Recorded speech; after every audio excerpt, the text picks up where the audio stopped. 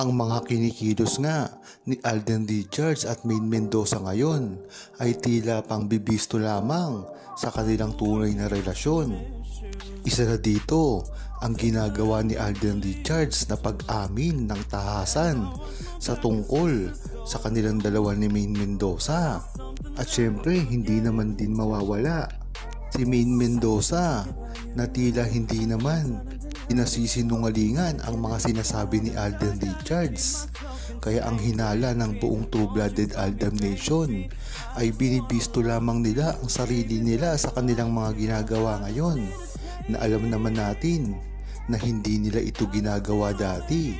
Hanggang ngayon ay wala pang sinasabi si Maine Mendoza patungkol sa sinabi ni Alden Richards na na-inlove siya, kahit pa sinundan ito ni Alden Richards pahayag na nag-uusap sila ng pribado. Kung hindi totoo lahat itong sinasabi ni Alden Richards ay dapat na sinungalingan niya na ito sa publiko. Isa rin yan sa dahilan kung bakit naniniwala ang True-Blooded Aldab Nation sa kanilang tunay na relasyon. Kaya talagang kampante ang buong Aldab Nation dahil sa mga pangyayaring ito at tuwang-tuwa sila dahil na rin sa mga binitawang salita ni Alden Richards.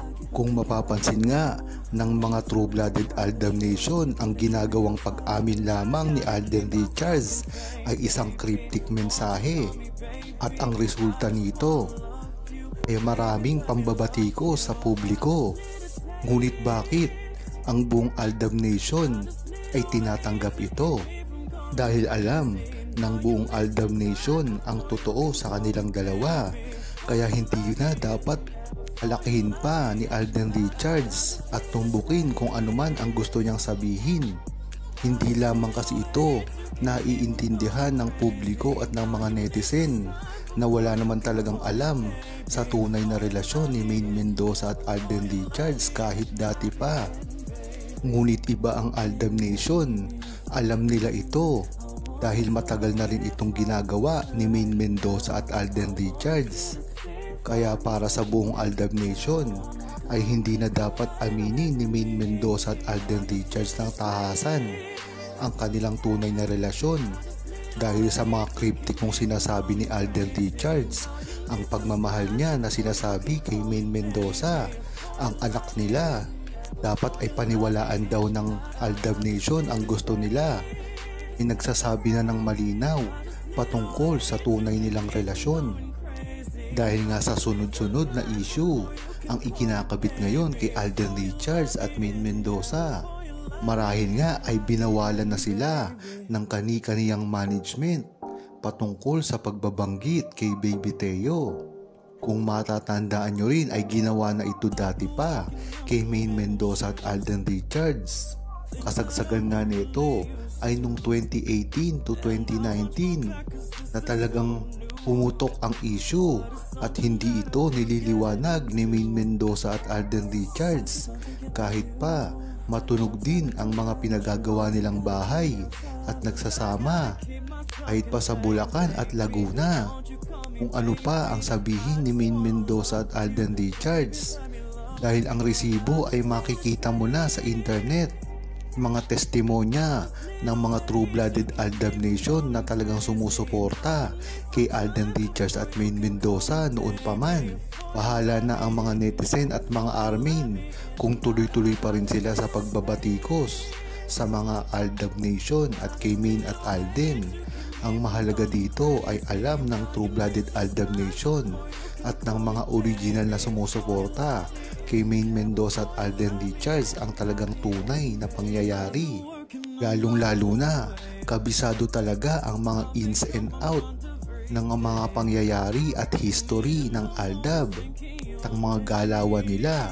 Kung dati talaga ay nakakapag-ninja sila, mga kabataan pa nila, ngayon pa kaya na mag-matured na sila, hindi na nila pinapansin ang mga ganitong issue. Talaga namang makikita mo na bukas na ang isip ni Maine Mendoza at Alden Richards. Dapat nga ay maging matapang na si Maine Mendoza at Alden Richards at suwayin ang mga utos sa kanila ng management dahil matatanda na sila kailangan na sila ang nagdidesisyon sa kanilang mga karir at mga kagagustuhan. Lalong-lalo na si Alden Richards. Mukhang ang hindi na nagpapatali ngayon sa GMA si Alden Richards dahil sa kanyang bagong kumpanya ay malamang ay malampasan niya pa ang kita ng GMA pagdating sa kanyang karir. Dahil tali siya sa management ng GMA ay hindi niya na magagawa ang mga gusto niyang proyekto, lalo na ang kasama ang mga sikat pang artista kagaya nila Coco Martin, Piolo at iba pa. Ganun din si Maine Mendoza. Nang sa gayon ay hindi na rin siya makakontrol at manatili lamang sa Itbulaga. Dahil kung gugustuhin ni Maine Mendoza at hindi siya nakakulong sa nagmamanage sa kanya, ay malaya niyang magagawa rin ang kanyang kagustuhan. Magiging masaya siya sa showbiz. Dalawa lang naman kasi ang pagpipilian ni Maine Mendoza ngayon, ang manatili pa sa showbiz at manatili na lamang sa bahay. At sa nga nakikita natin ngayon ay mas gusto niya na nasa camera pa siya. Kaya ang dapat kay Maine Mendoza at Alden Richards, paglaban talaga kung ano ang kagustuhan nila at sundin kung ano talaga ang nilalaman ng puso nila. Halatang halata naman ang ginagawa ng mga armin na pandudurog ngayon kay Maine Mendoza at Alden Richards. Isa na dito ang mga pinakakalat na balita na paninira kay Alden Richards na tuloy-tuloy pa rin ang issue noong 2017 hanggang ngayon. At ang matindi pa dito ay ang pagsira nila sa relasyon ni Maine Mendoza at Alden Richards. Dahil nga sa ginawang interview ni Alden Richards ay nagkaroon ng napakaraming bala ngayon ang mga armin at ang mga naninira sa kanila, lalong-lalo na ang mga brand X na alam naman natin na against talaga kay Maine Mendoza at Alden Richards sa simula pa lamang.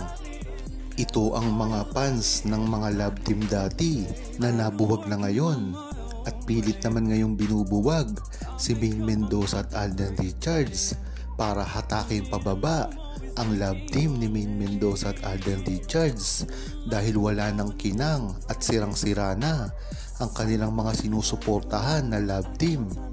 Ganun pa man, tiwala ang buong True-Blooded Aldab Nation na hindi ito mangyayari kay Maine Mendoza at Alden Richards dahil ibang-iba naman talaga ang samahan ni Maine Mendoza at Alden Richards.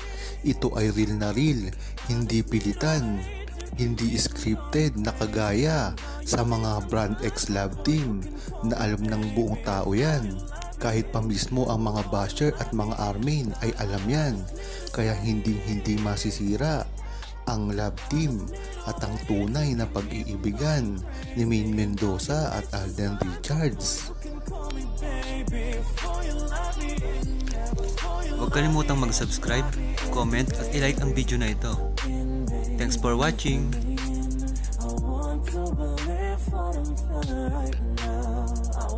You to see that I'm breaking it down. Come take a ride with me.